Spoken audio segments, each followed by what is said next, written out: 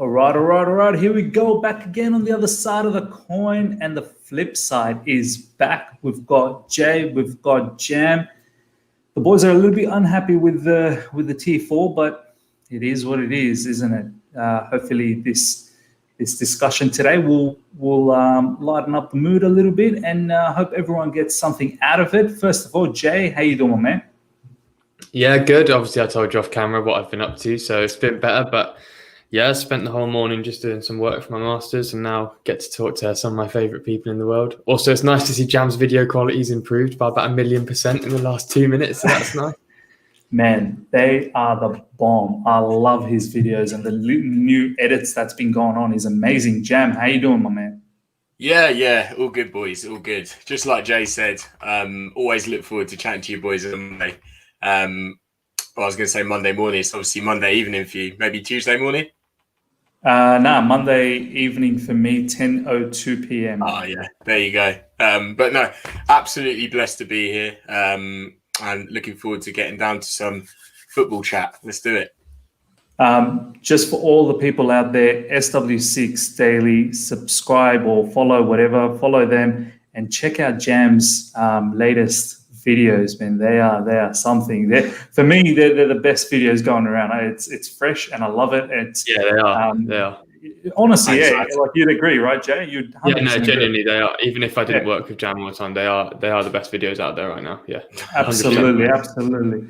Brilliant. All right, let's get this started. First of all, boys, I want to talk about Marcelo Bielsa, okay? Because something has triggered me off.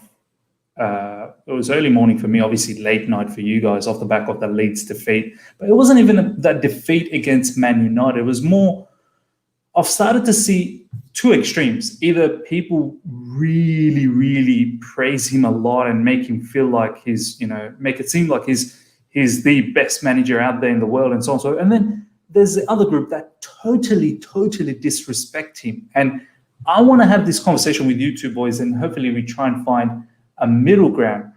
But before I get to that, I want to share a little story with you guys, how this whole Bielsa story started to play in my mind a little bit more. It was a couple of weeks ago. I went to the gym. I go to the gym with my younger brother, right? And I was actually telling my younger brother that I find Leeds a little bit naive at times in defense because, they play some beautiful football, but sometimes they're just a bit too open at the back. And he straight away said to me, he goes, listen, bro, what are you expecting from Leeds? Like, these guys do not have world-class players. They are still doing so well technically. They are running almost every team out there. Bielsa's improved players like Bamford, Calvin Phillips come through the ranks, and so on and so forth. So he's actually given me a good perspective about, a realistic perspective about Bielsa. And he was sort of saying that, look at what he's already done in the Premier League as opposed to what people think. I mean, they're not expected to win the league. Let's face it. They're up against some of the biggest clubs in the Premier League with so much money. I think sometimes we need to realize exactly what Bielsa has achieved in terms of winning the championship with Leeds, who I don't think were man for man a better team than other big teams out there in the championship. Personally, I don't think player to player they were bigger than others. I think strategically Bielsa got the best out of them. So I just wanted to, I'll go to Jay first. Jay, your thoughts on Bielsa, man? You're a deep thinker about these sort of things in regards to other managers and whatnot. I really want to hear your perspective about Bielsa.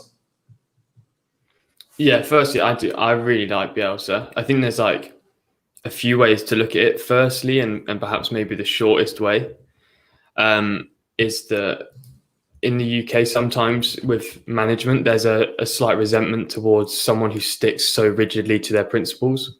As a fan base, we witnessed it with Sarri, and you see the divide that caused and still causes now, even though we're nearly 2 years on from him. Yeah. So people will be frustrated because he's not adapting. But I think the main way to look at it, and I doubt you guys would have seen actually. So do you know Daniel Farke, the Norwich manager? I don't know if he's still managing. Yeah. So Daniel Farke is managing still. Yeah, so he done an end of season review for Norwich, right? So obviously they came up and then got relegated again. And his point was really interesting, and I thought he got it bang on actually, which was that when you get promoted from the Championship playing attacking football, and then you go up to the Premier League and you continue to play attacking football, it's incredibly hard to survive.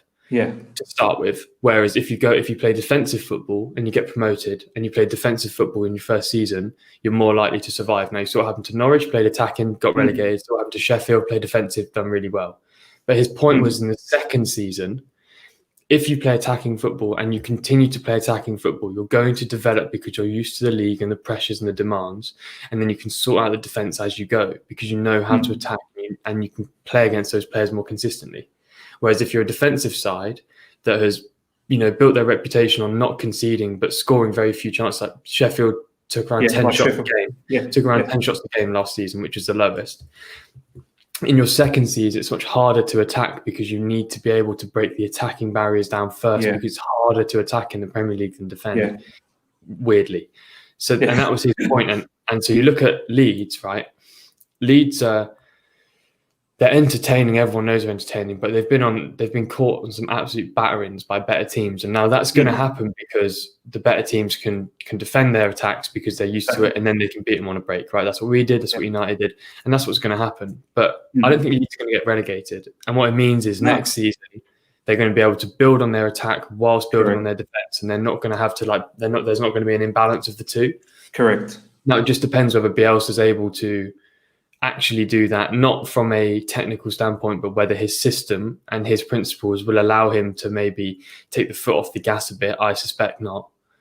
And they might just play that style consistently. And that's kind of what people rate about him, is the fact that he's so principled in his way of doing things.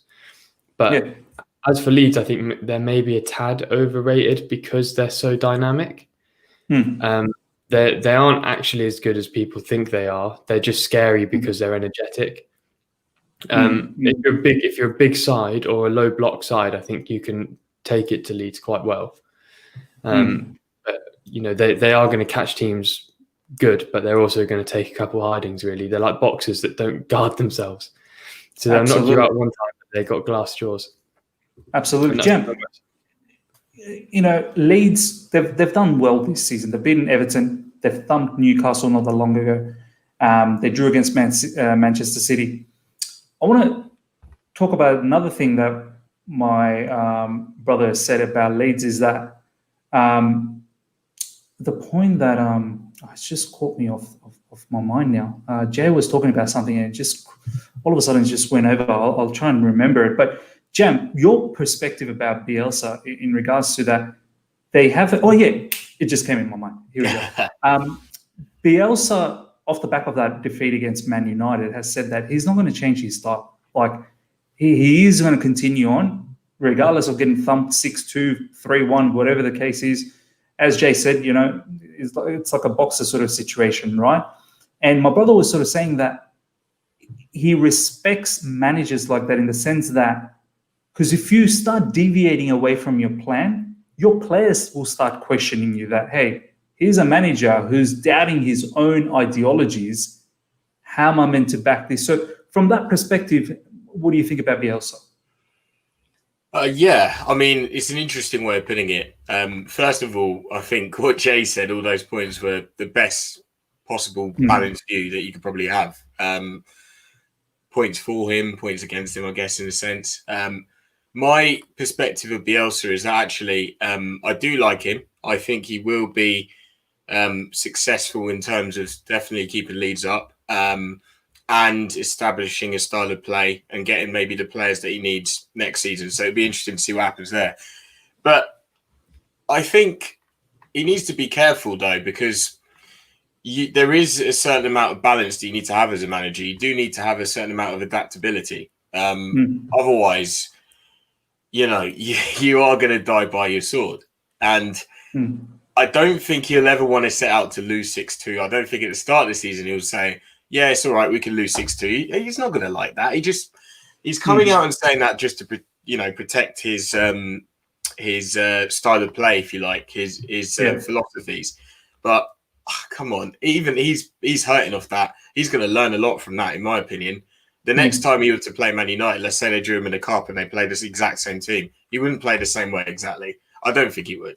I think he would change it slightly, ever so slightly, whether it's personnel. I honestly think he would. I think he would. Honestly, you cannot lose 6-2 and go out and lose imagine like that. telling Pep. I remember, and I'm pretty sure you boys remember this.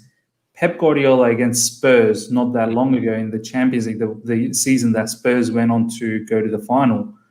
I think that tied. There was a moment where City was in front. There was a moment where City was in front.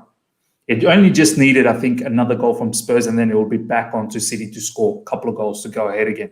Yeah. So there was a moment, I think, in the first half where they went into lead, and from there, really, City could have just shut up shop and just waited. But Guardiola didn't do that. That's not how he does things. He's not going to park the bus. He's going to go out there. But what happened? They got knocked out. True, they got knocked out. But at least Pep could say that I didn't change. I stayed true to my style. So, yes. I have some thoughts on that I'm not entirely sure make sense. I think the reason why people like Bielsa so much is because he would actually rather die by his sword than win playing differently. Yeah.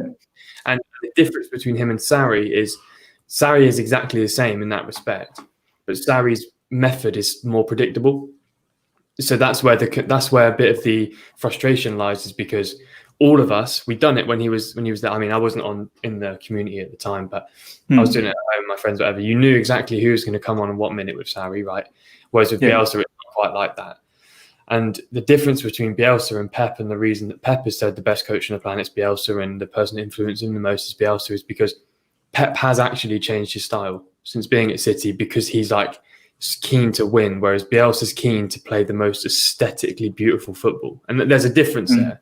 And that's why Bielsa is liked so much, because he's a footballer's footballer. Do you know what I mean? He's a manager's manager. He's not like, he doesn't care about trophies.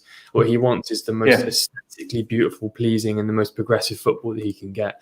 And that's the difference between him and other managers, because almost every other manager, in fact, I can't think of another manager, would not be willing to adapt to win, whereas his victory is the style that he plays, not the results or the silverware. They just come naturally with it.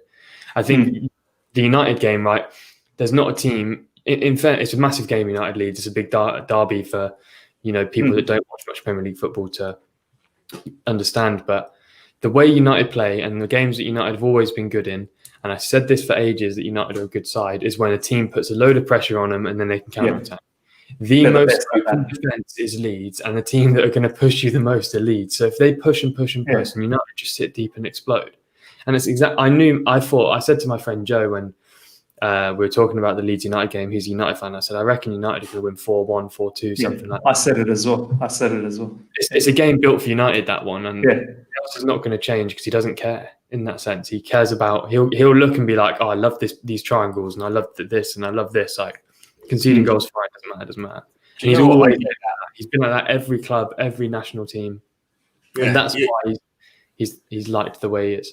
I get that. That's some great points, mate. And, I think you're right, but I struggle to think in my head how you lose 6-2 and then you can't change that slightly. And I'm not saying like drastic changes. I'm just thinking, wow. But how long have you supported Chelsea, John? How long have you supported Chelsea? Oh, yeah. For years, mate. Right, years and years, yeah. We've never had a manager for longer than 3 years, and we want change to influence results, which is the complete opposite philosophy to how Bielsa views football.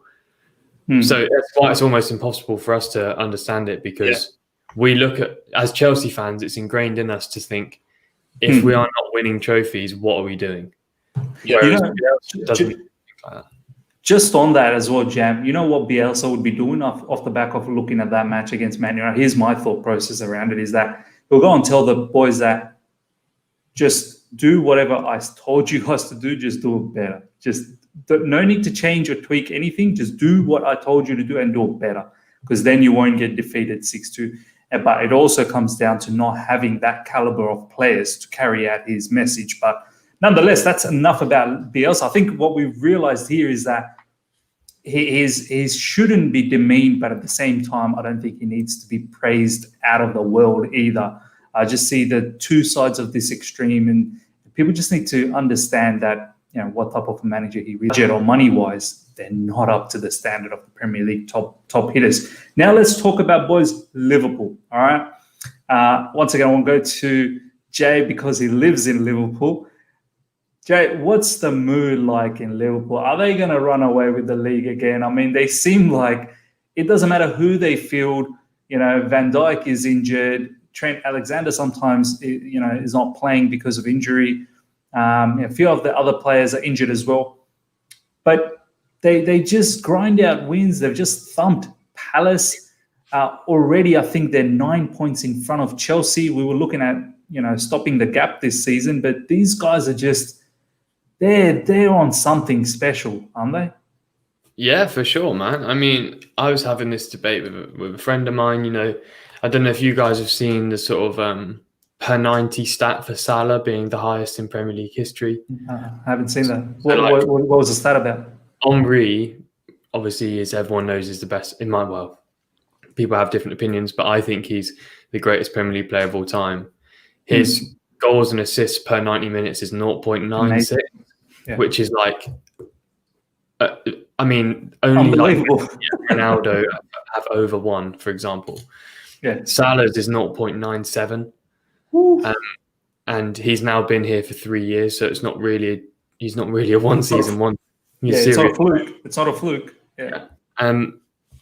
And when you have players, of that caliber in a system that is perfectly suited to them, they're gonna win games, all the time. I think what's helped is that Firmino's come back into form. Not that he's come back into real contribution form rather than just creating space, and that's been really helpful. When Van Dijk comes back, it's going to be curtains for anyone because he's the best centre back on the planet. Trent's now back from injury and assisting. Robertson's getting assists in again. The midfield's as functional as ever, and actually their rotation players. I think people have obviously rated Jota, but Minamino is an exciting player. Yeah. Every time he plays, I think, wow, this, he looks to me like he would be starting for someone like Wolves. So it's kind of, that level is perfect to have as a sub because that quality shines through. And I think their midfielder, there's that Curtis Jones. Yeah, he's another really good player. Yeah, I mean, there's pictures of him all over the city, and I was thinking this the other day. I don't think his career is as advanced as Mason Mount's, and I don't actually think he's as good a player at the moment. But Curtis Jones looks like a very, very serious football player, and I think he's going to be one of many that are going to stay at Liverpool for a very long time. They are going to win the league. It's not really, beating Tottenham's a massive result. That's sort of who I think is going to come second. So I think, but I think the points gap is going to close ever so slightly because I don't know. I think it's unlikely that a team's going to get near 100 points this season. Yeah. Jan, your thoughts, man? Is this sort of Kurt? I know it's early days, but I honestly can't see who stops this team. Like they're unbelievable, man. They're relentless. It doesn't matter who's away from their team. Klopp's got them playing that it does not matter what personnel comes in. They will do the job the way it needs to be done. Yeah, absolutely. I think Klopp has just got an unbelievable group of players. And they all complement each other so well. There's a great balance of physicality and individual talent, which can get them out of trouble sometimes. I mean, I don't know if you guys watched the Palace game where they obviously won 7-0 on the weekend, but they actually suffered in the first 30 minutes. Palace could have been 3-0 up. Should have been 3-0 up. And then after that, every single goal was absolutely out of this world. Liverpool's attacking talent, when they need it, is just outrageous. And that's in comparison to a team like Chelsea.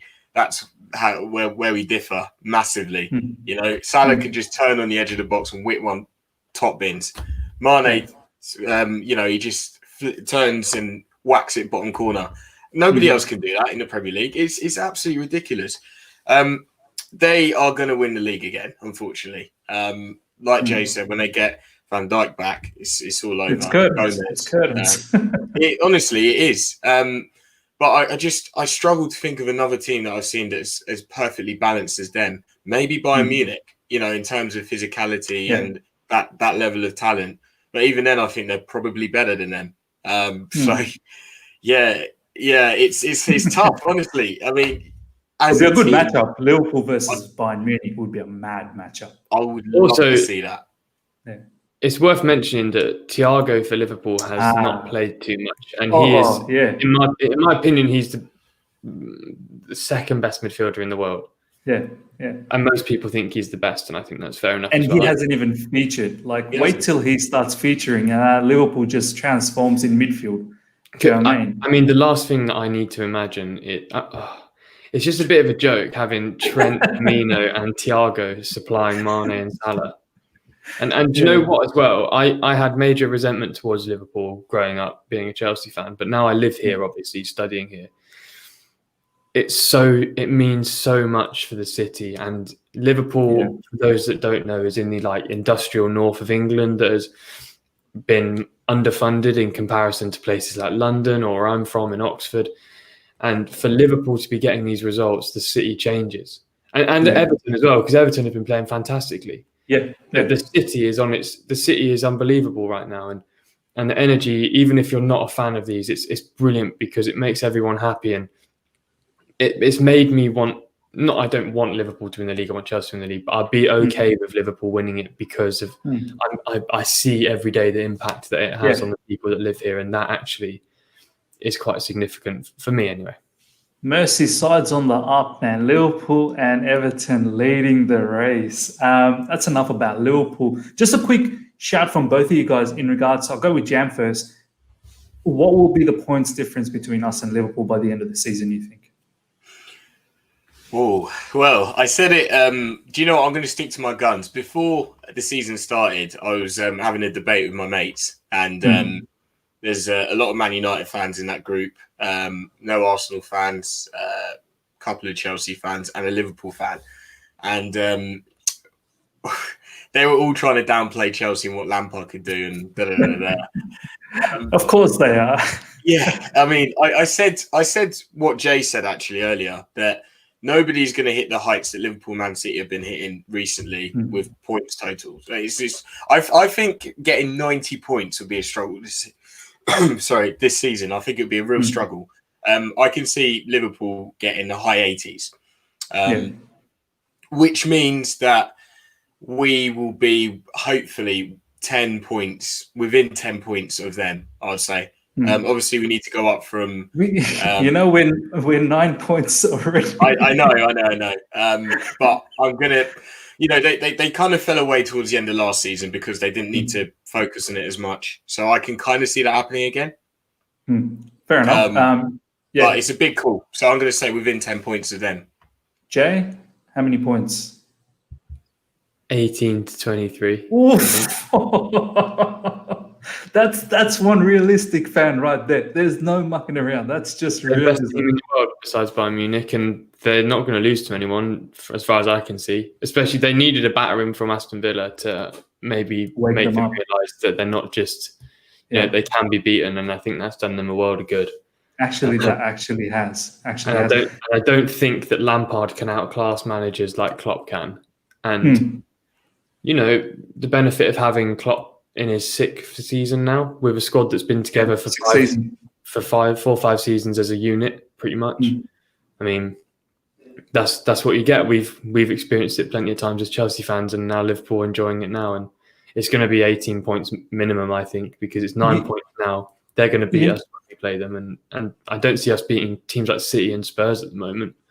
So, yeah. Jay, you know what I like about you a lot, man? That you don't shy away from saying the truth. Like, there's a lot of fans out there, even sometimes I probably do that as well, where I go, oh, no, you know what, passion kicks in and I start becoming, Frank's going to beat everyone, da-di-da-di-da. But you've always stayed so true to your point that even then that you said you don't really see Frank sort of toppling Jurgen Klopp because, let's face it, Klopp's a effing superstar. Do you know what I mean? And the thing is, I've said this before, and I've had a lot of backlash from of course. people in the community, is that I'm a football fan before I'm a Chelsea fan, even though I've grown up as a Chelsea fan. So I'm able to view football. I like football more than I like Chelsea, and I love Chelsea. Alexis Kafkas, I had him yesterday. He said the same thing, and I played that in my Twitter page as a clip. Sorry, and he got hammered. He said it. He goes, "I'm a football fan before a Chelsea fan." Like he goes, "I fell in love with football before I fell in love with Chelsea." Like, what do you want me to do? Do you know what I mean? I fell in love with football because of Chelsea, but if people want to get at me, get at me. It's JJ McIntosh 5 on Twitter. I don't care. There you go, ladies and gentlemen. Get at Jay. But yeah, to the fans out there that are watching and they're going to watch later on, I want to know from you guys as well, what will be the gap? Because I feel like this is one of the expectations of this season. So let me know in the comment section, what will be the gap between us and Liverpool? Plug it into the comments. It'll be nice to read through that down the track.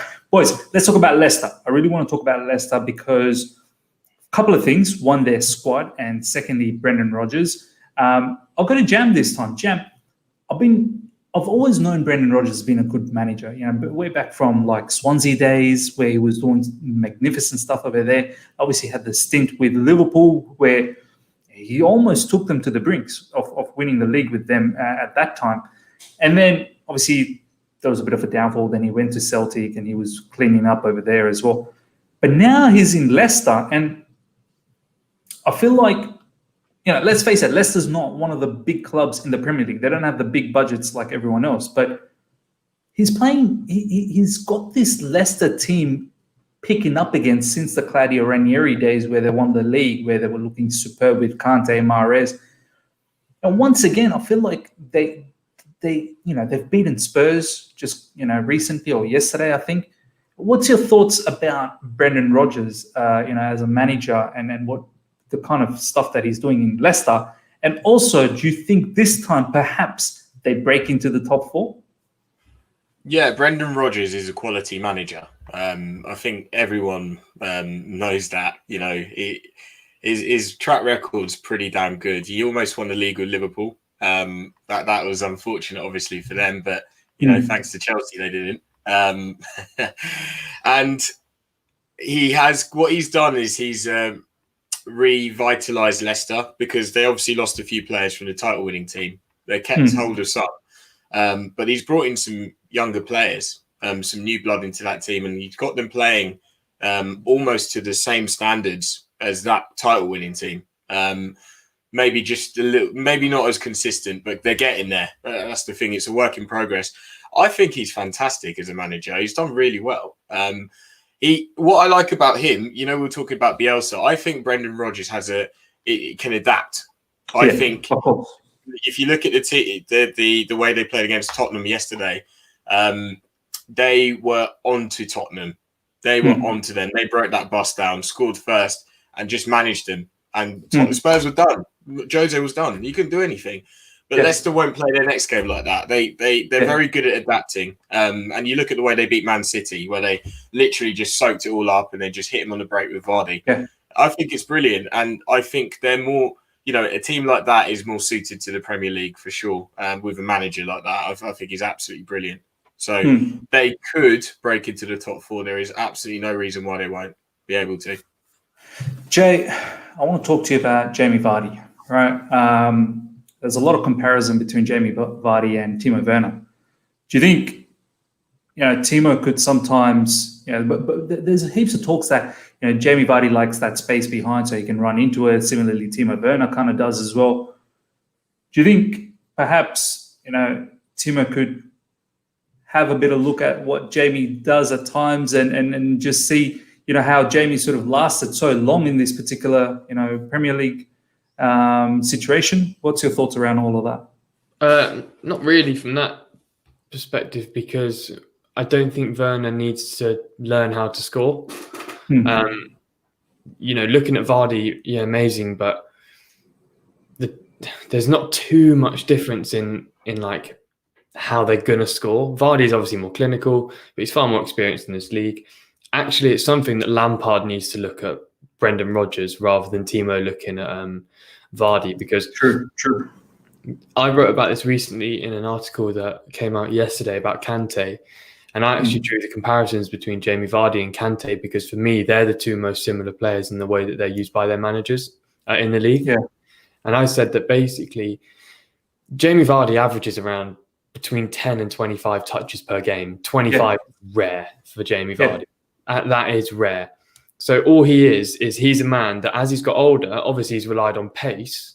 Like he's a strong lad, but his pace and finishing, right? Which is why the comparisons get drawn with Werner. But Vardy, as he's got older, his pace has declined. However, it doesn't look like it because the system that he's now operating in means that he doesn't need to drop deep. He doesn't need to be on the ball. All he needs to do is be on the end of a pass. Exactly. And they've put good suppliers in Maddison and Tielemans and whoever else just behind him to play the Harvey ball. Barnes. Yeah, exactly. And with Kante, you look at Kante's resurgence has been in the deepest line in the midfield because Kante now doesn't need to do the box-to-box stuff to wear him out. He's just in the position that now he's kind of protected by the people behind him and Mount as well, who's very functional. So now Kante and Vardy are both allowed to do what they do absolutely best and nothing else really. And for them doing that is the best way for them to be. So Brendan Rodgers has used Vardy extremely intelligently because he's an excellent striker. He's still got a burst of pace, but he's not going to be sprinting 50 yards, is he, at full pace now that he's 33. It's not. And the best way to get it out of Vardy long term is to make sure that his role is slightly decreased in terms of build-up play and to literally be on the end, finishing chances, which he does better than most players in the world. So in my perspective, it'll be how is Lampard going to look at what Rodgers does to accommodate a player like that. But I think Werner wants to be more involved than Vardy. And that might be sort of a footballing immaturity, really, because he has the fitness and the demand to be on the ball. But I personally think it's a Lampard looking at Rodgers, not a Timo looking at... Spot on, man. That's so well said. I can't wait to take that clip and use it in the Twitter page because these are the kind of knowledge that I don't think many people understand. You know, it's so well said that Vardy, as he's getting older, he doesn't want to be involved 24/7 in a match. He just wants to be at the end of stuff and be clinical.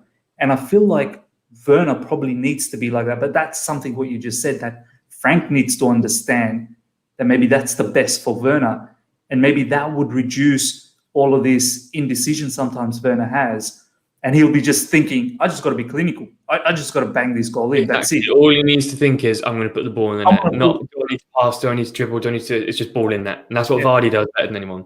It's put the ball in the net without thinking anything else. Yeah. And that's because of system as well as... How many times you boys have seen when Vardy is running straight through or there's a long ball and it chips in and Vardy is the first one to beat the defense? You know very well he's going to put it time. It's a goal every time. It's going in. Boys, let's talk about Manchester City now. Just quickly, Leicester. I didn't get your answer. I think Jam said that they'll quite possibly break the top four. Jay, are they going to break the top four? No, but they could. I just think we've gone from a top 4 to top 6, and that's going to be a top 8. So they'll be in there. They'll be in there. Fair enough. Manchester City boys now. I'll go to Jam again. Manchester City started off quite slow this season. I feel like, it was just, I don't know, maybe the whole, the word I can't say in this channel, the pandemic situation and whatnot, and players just finding it difficult to get back into it. But I feel like over the last few matches, they're slowly grinding out the wins and they're slowly coming back. They've got a game in hand. I don't think they're too far away from top 4. Do you feel like these guys, once again, it's going to be a battle between Liverpool and City? City slowly trying to clinch back, or City perhaps are not going to be able to match what Liverpool's doing so far this season? Yeah, City aren't going to be able to match Liverpool. No, I'm going to say that straight away. Nope. Hell no. And the reason for that is, I mean, their start to the season was slow, as you rightly said. They had to sort out their defence because it was an absolute joke. Anytime anyone even sneezed at their defence, they'd all fall over. They were terrible.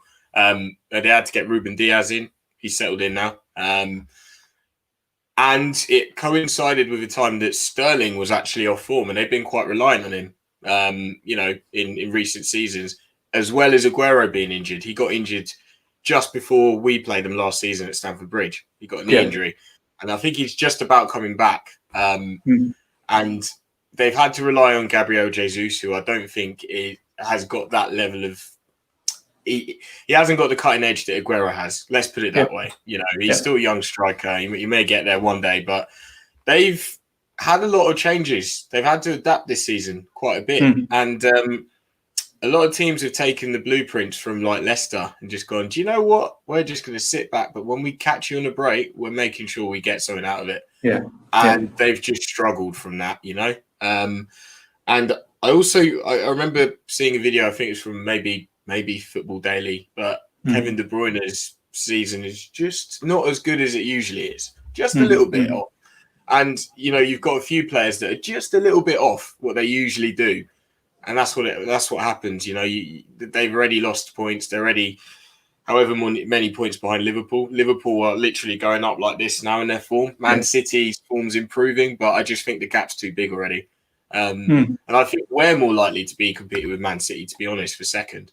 There or thereabouts. And Tottenham, obviously. Jay, just on that, that's a good segue from Jam in regards to us competing against City. Your thoughts around this particular matter? I'm not a negative guy at all, but I think Tottenham, City, and United are better than us right now. Do you reckon Tottenham? But do you really think Tottenham? Yeah, I do. I forgot United when I was saying that, by the way. My bad. But Tottenham definitely, because you know all these teams have been together, whether it's management and the team or just the squad in general. They've been together for so much longer than the Chelsea squad that we're going to have to just deal with growing pains, and that's what it is really. Man City, you know, Pep over Tinkers. I think maybe now people are beginning to talk about, and Jam touched on it, which is an excellent point, that the thing with Pep is, and it's something that always maybe goes under the radar because his system is aesthetically pleasing, is the fact that he's very reliant in every team that he's in on one or two players.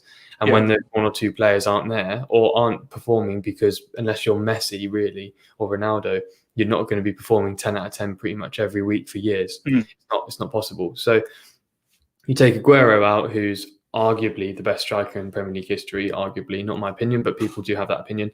When you take him out, you're going to see a decline, right? And then Sterling's been off form. He's not been off form, but he's not been sort of one of the top three wingers in the world, which he has been in the past 2 or 3 seasons.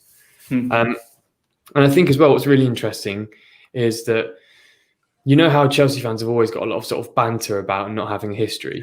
Like, we'll hear this all the time, but no one cares what happens in the 40s. And if they do care, we won trophies in the 50s, so it's not really that amazing. But now we're in 2020 now, about to go in 2021. We've been winning things for the last 20 years. Even longer, 25 years now. So it's a quarter of a century. I think that argument, like, that's history. That's history in itself. And now the club that has no history is City, right? And what we're seeing with City is something that Chelsea had to deal with for ages. Is they keep stumbling on the last hurdle. They need a big win in Europe to use them for their mentality. Because you see it's happening with Spurs, right?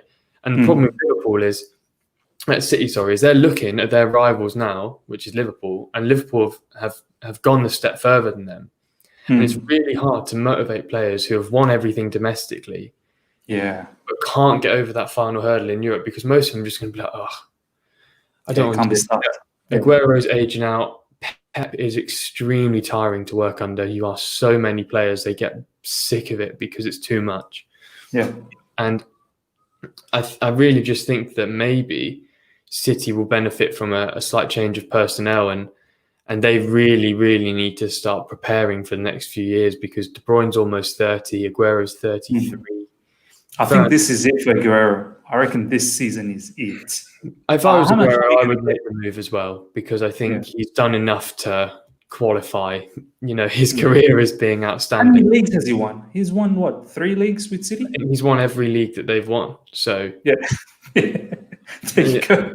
Whatever that is. 3, 4. So he's done enough, but is Gabby Jesus the man to go to the next, to the next level? No, because actually he suffered from being in a person's shadow too much, which is why you see people like Neymar move, for example, because they need to get out of a shadow, and he's been under Aguero's for ages. Does De Bruyne see a long-term career at City now that he's going to be 30? They might not be winning in Europe. I personally feel that maybe De Bruyne in the next few seasons might end up at Bayern, which would be perfect for him because now they're not domestically winning quite as much. I think imagine De Bruyne with Bayern. Yeah, it'd be a joke. It'd be a joke. Sterling obviously is outstanding, but where's the next step for him? Is it still being at City? Then what about the rebuild?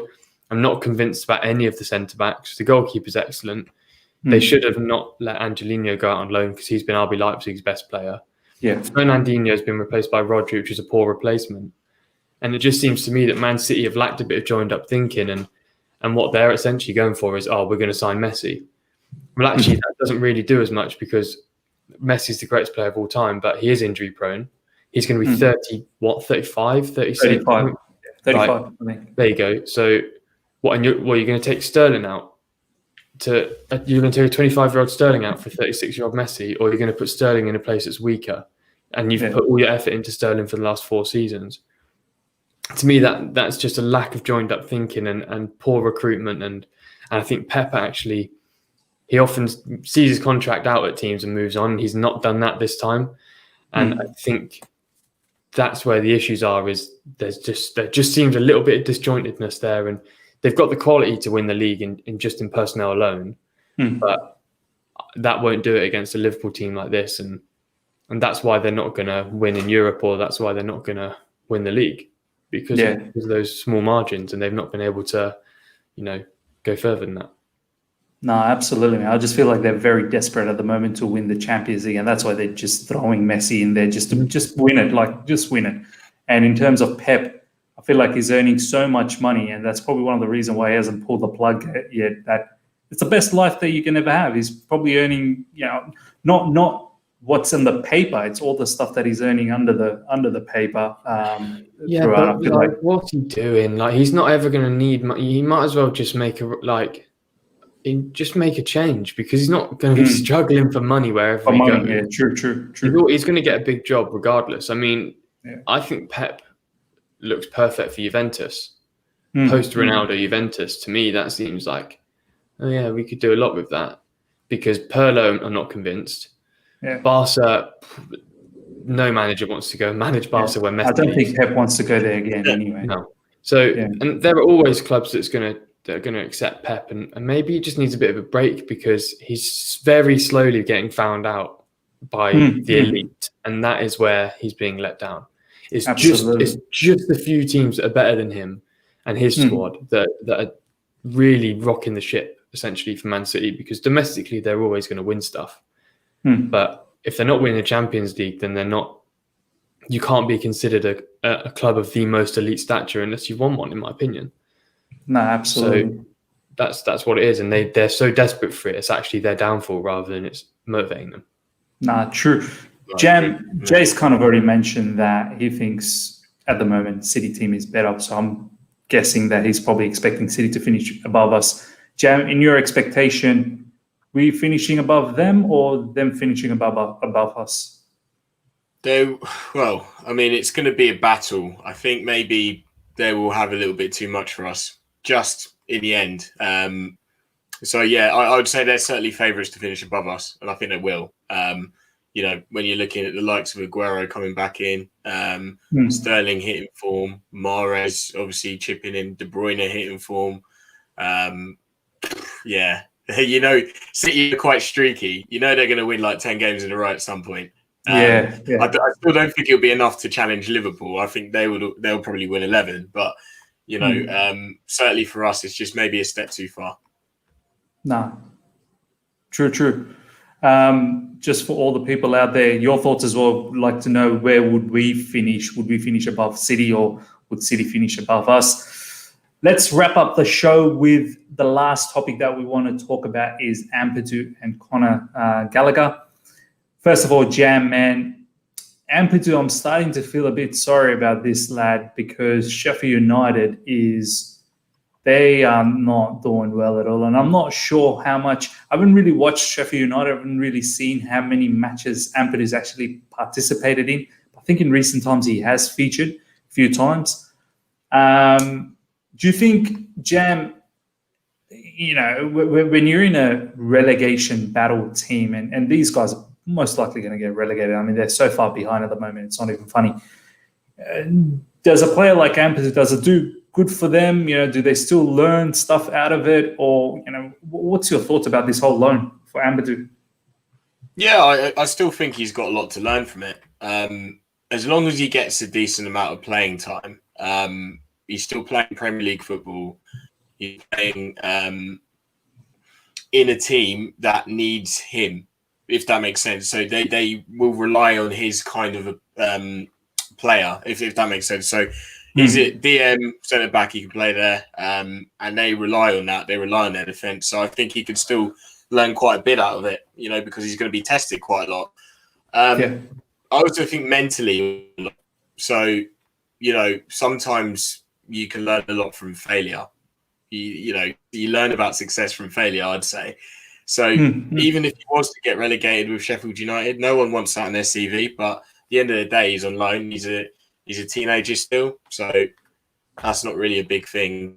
I do think he's going to learn about what makes a team succeed in terms of on the pitch. What are they doing? The communication side of things, all the basic stuff that young players need to learn about the men's game. He's still learning about them. Chris Wilder's got them drilled.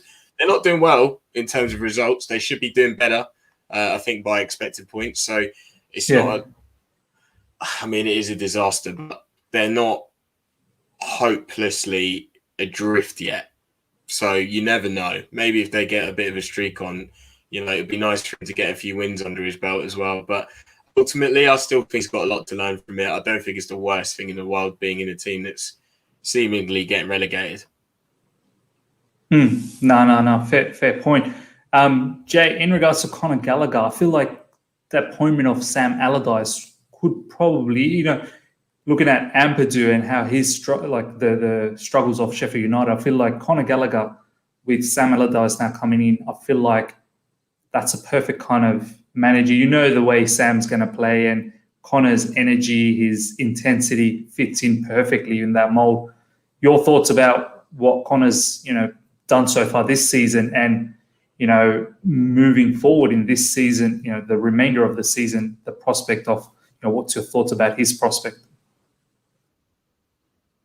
I mean, I'm sorry to take a step back, but I just want to touch on Ampadu really quickly. Is the fact that he's nearly got as many minutes for Wales as he has for Sheffield, right? And his passing for Wales is so much better because he's in a better position. But Ampadu in the league is averaging, it's around, let me think, it's 2.7 tackles per 90 minutes and 1.4 interceptions. And we were talking about Calvin Phillips, and he's averaging 2.6 tackles a game and 1.6 interceptions. So the performances are actually pretty good. Look at how people talk about Calvin Phillips, but no one's talking about Ampadu. True. Some things need to be. Ampadu is the outstanding player in a poor Sheffield team every time he plays. Do you reckon, just quickly on that, Jed, do you think it's because Sheffield's poor and that's why not many people are talking about Ampadu's performance, perhaps? Because he gets overshadowed by the fact that Sheffield are so poor. But Jam's right, though. You can learn a lot from a struggling side. Tammy did when Swansea got relegated, for example. Conor Gallagher, excellent, I think, because West Brom were rubbish. And they are so bad. And he's managed to be outstanding. I think he needs another Premier League loan, maybe next season, because he's not going to get into our team next season at all. And that's no disrespect to him. It's just you don't spend 72 million on Kai Havertz to bring Conor Gallagher back unless he's really outstanding. So Conor needs to do what Zuma did and go to another Premier League team and see how it works. I think he'll obviously get that. He needs to be in a team where they're not going to be on the back foot so much. He strikes me as a player that would do. Imagine Conor Gallagher at Wolves would do excellently. I don't know if they'd get that move. I think Conor Gallagher would be an excellent purchase for Villa if they didn't. West Ham. The West Ham are good, but their style troubles me more so than I think Conor needs to be in a system that fits his style. Because I think that's fair, and I think that would be a sensible thing to do if you were loaning him out, is to make sure that he's in a place where he's perfectly suited. And I think that's for a team that's maybe on the front foot. Maybe not Villa, because Grealish takes a lot of the creative responsibility. But yeah, he's certainly looking like a very exciting player. I don't think he's looking like a Chelsea player. I think he's looking like a Premier League player, and I think that's excellent for him. And I've said this before about other players. There's in my opinion, do what Tarek Lamptey did and make the move. Brighton would be bang on for Conor Gallagher. But genuinely, Brighton have an excellent team, lots of young players, and they love running. They run. And I think maybe the most underrated manager in the league as well. So if I was him, I think I'd take the step to be purchased by a Premier League team to then have a career as a Premier League footballer rather than maybe burning out on loan and it not going so well. And he's hoping that you're going to come back one day to Chelsea. Which is not going to happen because it just isn't. And that's nothing to do about his ability. That's just, like I said, Mount's never going to leave that team because he's too good. And you don't buy Kai Havertz if your long-term plan is to put Conor Gallagher in the team. Exactly. And then there's also that talk about Ruben Loftus-Cheek.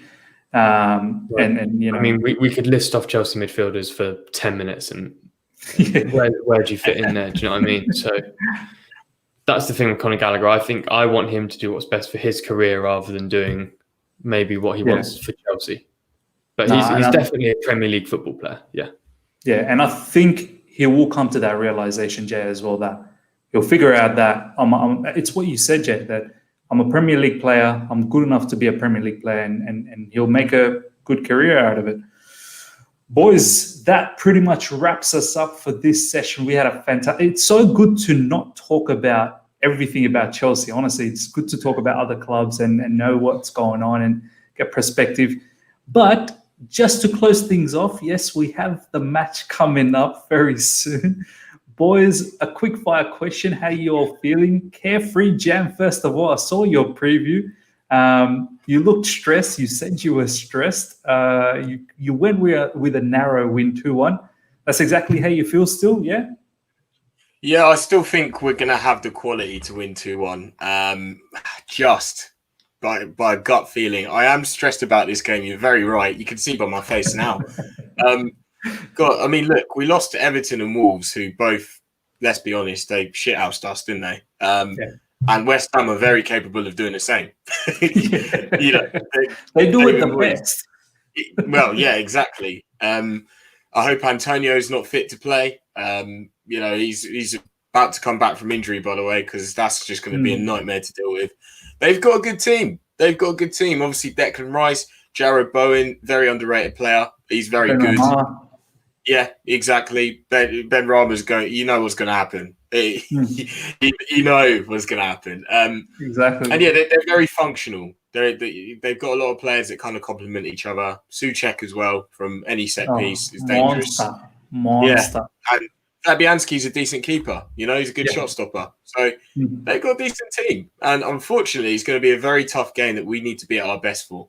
So I'm just really hopeful that either Hakim Ziyech or Callum Hudson-Odoi are fit enough to start. I'm being very hopeful, I know. But if that happens, then I think we'll be looking okay to win, hopefully. I heard that there were some reports, I think Simon Johnson or whoever else was, that this game is a bit too early for Hakim Ziyech. He may be in the bench. I don't know. Callum Hudson-Odoi will probably be in the bench. But Jay, how you feeling? How you feeling about West Ham, Jay? I don't really mind. I think we'll win. They are very dominant in the air, but the team in the league that's more dominant in the air is us, which is something we still don't talk about enough because we're so used to being rubbish in the air.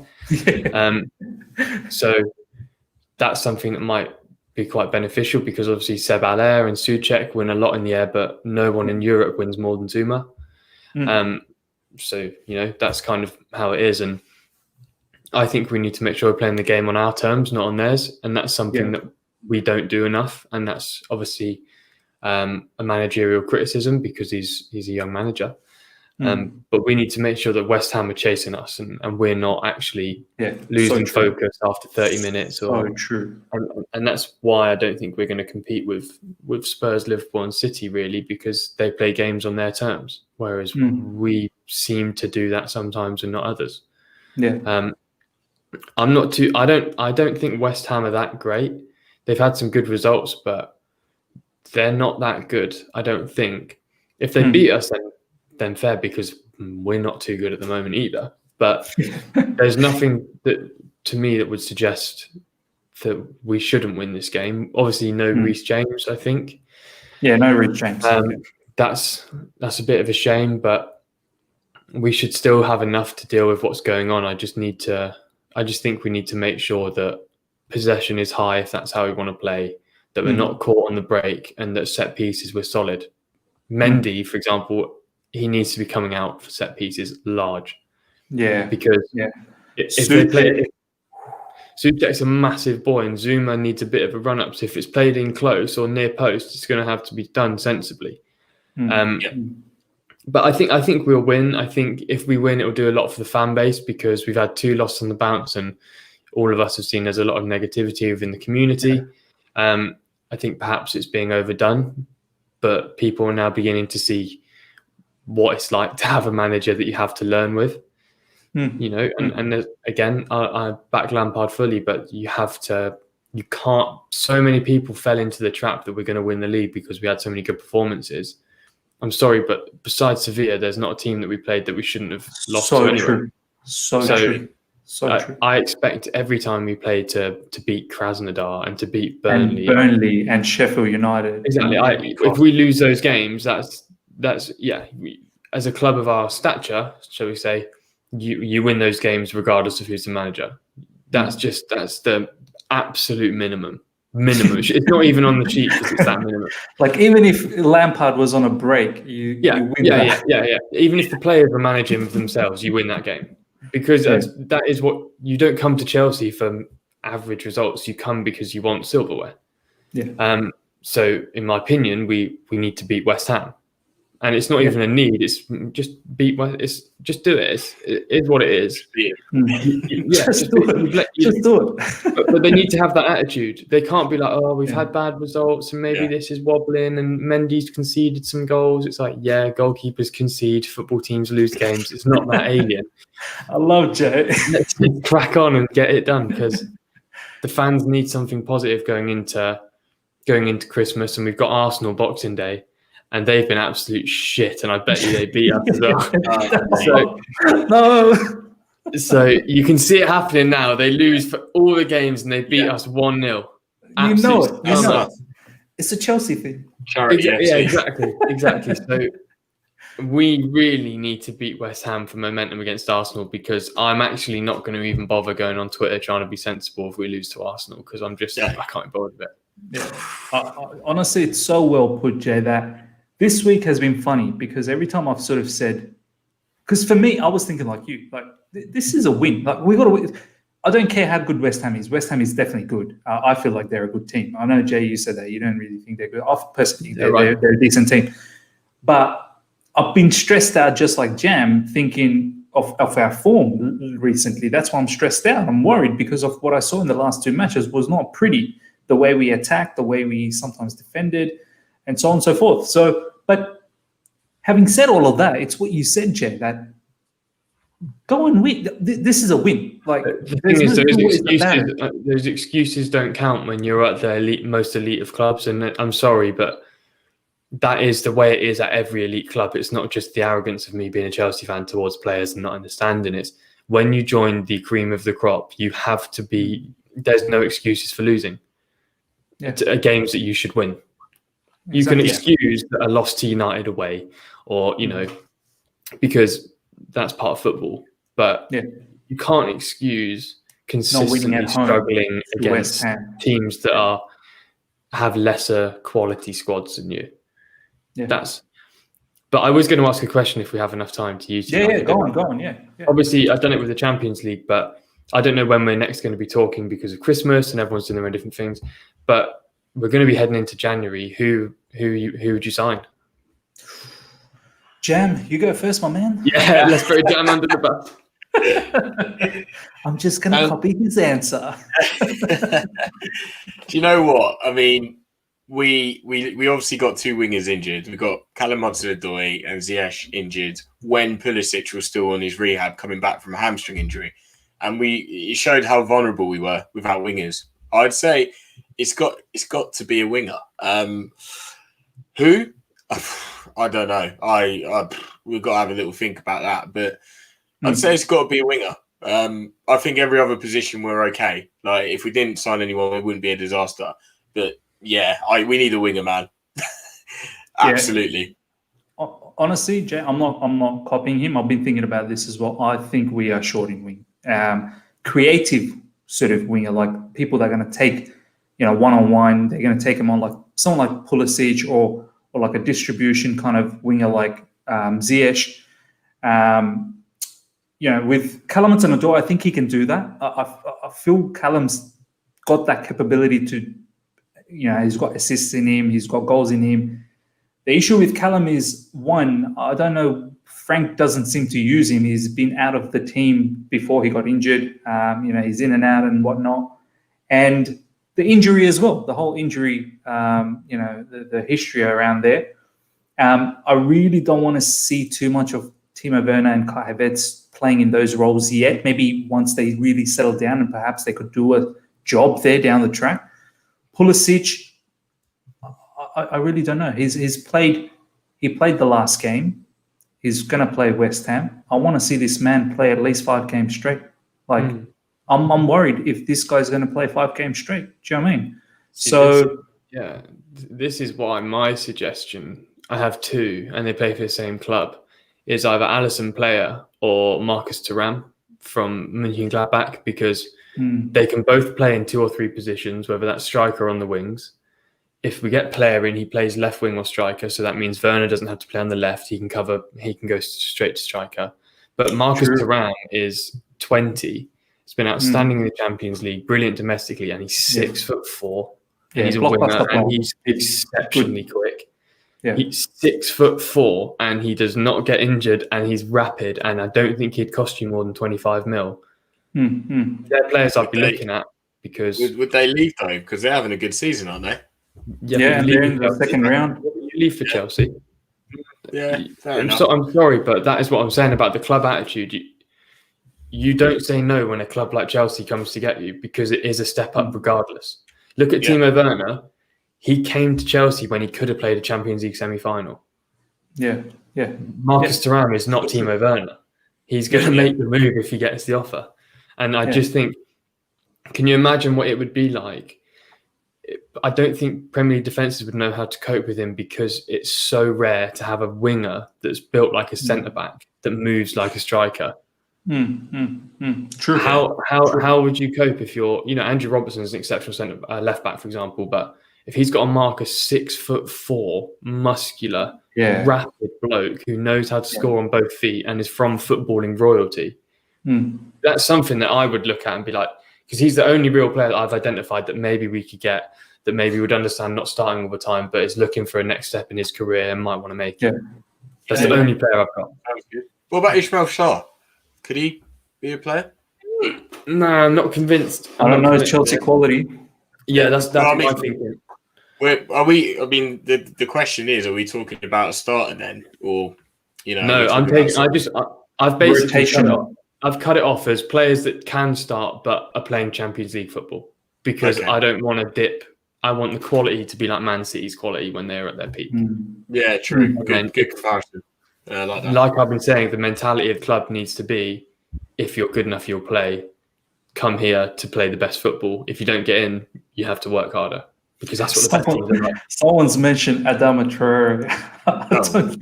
I think he's so overrated. He's so overrated. He's not our kind of winger. No. All he does is dribble. He doesn't. There's no output.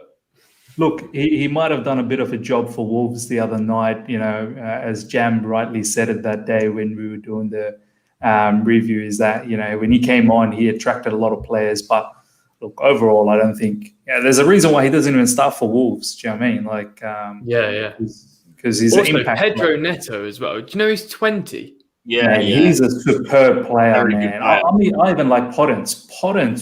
Yeah, but Podence is 25. Neto is 20. Can you think of many players that are under 21 that are better than him in the league right now? No way.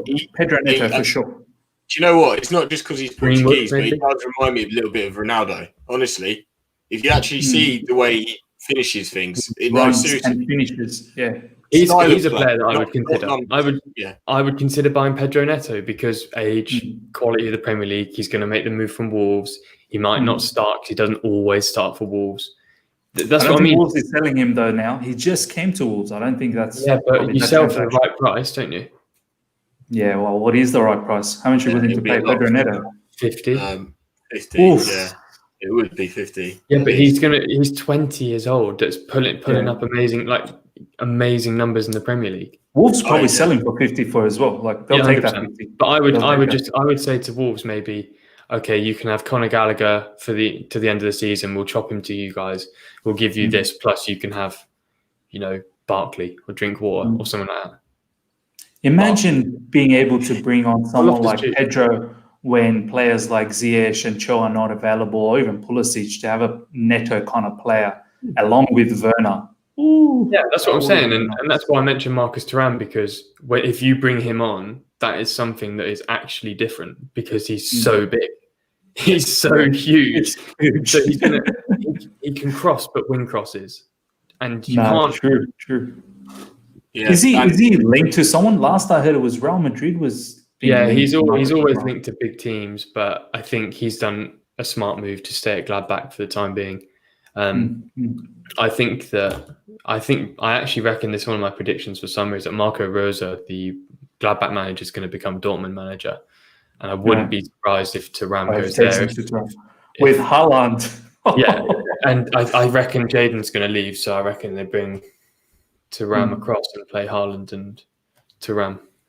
Fair enough. I feel like we need to do this kind of episode next week where we just talk about some prospects. I know both of you boys, you shine when it comes to fantasy football, just to think, who can we get?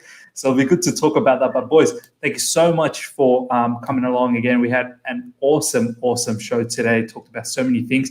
Thank you to each and every one of you guys that have joined. Please let us know the last bit. Who would you get in this, January transfer window, if any?